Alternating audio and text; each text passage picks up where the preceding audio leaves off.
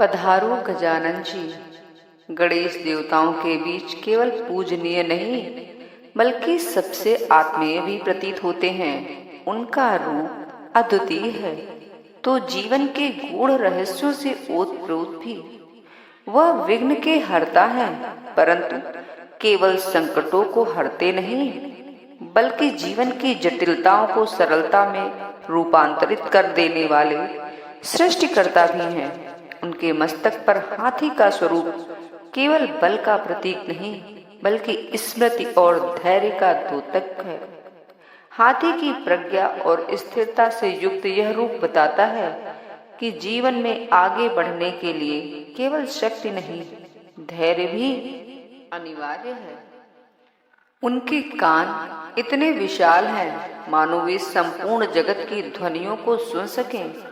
मनुष्य के करुण पुकार से लेकर ब्रह्मांडीय निनाद तक उनकी आंखों में गहन आत्मीयता है, जो यह स्मरण कराती है कि शक्ति जब करुणा से जुड़ती है तभी दिव्यता प्रस्फुटित होती है। उनका उदर जीवन की उदारता और विशालता का प्रतीक है, जहाँ सुख दुख राग द्वेष वैभव दैन्य सभी स्थान पाते हैं। गणेश के 4 हाथ जीवन दर्शन का प्रत्यक्ष रूप है। एक हाथ परशु धारण किए हुए है, जो असत्य को काटने व अहंकार को भंग करने की शक्ति का संकेत है। दूसरा हाथ अंकुश लिए है, जो इंद्रियों की चंचलता को संयमित करता है।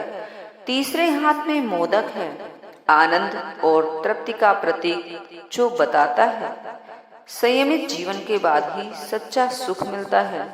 और चौथा हाथ आशीर्वाद देता हुआ है, जिसमें असीम करुणा और आश्वासन का भाव है। उनकी सवारी मूसक है, एक छोटा सा जीव जो सामान्यतः उपद्रव और चपलता का प्रतीक माना जाता है, किंतु गणेश उसे अपने चरणों में स्थान देकर यह बताते हैं कि महानता तभी पूर्ण होती है जब सबसे सूक्ष्म और नगण्य को भी महत्व दिया जाए। यही संदेश है कि ब्रह्मांड की महत्ता सबसे छोटे प्राणी तक के अस्तित्व को स्वीकार करने से ही सुनिश्चित होती है। गणेश लोक जीवन की आत्मा भी हैं। मिट्टी की मूर्तियां बनाकर उन्हें घरों में आमंत्रित किया जाता है और अंततः जल में विसर्जित कर दिया जाता है।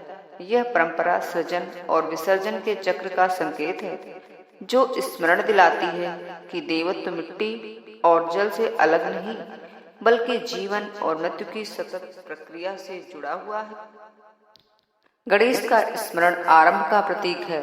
श्री गणेश कहना केवल परंपरा नहीं बल्कि आत्मबल का आवाहन है। यह स्वीकार है कि मार्ग में अवरोध आएंगे, परंतु उनके स्मरण से वे सरल हो जाएंगे। गणेश केवल देवता नहीं बल्कि भारतीय चेतना की सामूहिक धड़कन है। उनका स्वरूप यह संदेश देता है कि कुरूप और सुंदर का भेद झूठा है।